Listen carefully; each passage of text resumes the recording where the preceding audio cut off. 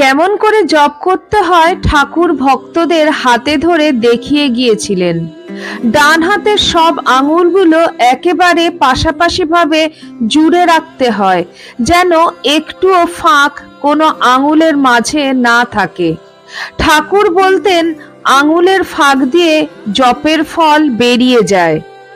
ঠাকুর একবার বললেন, দেখো কলিতে গোপাল ও কালী মন্ত্র শিগগির শিগগির সিদ্ধ হয়।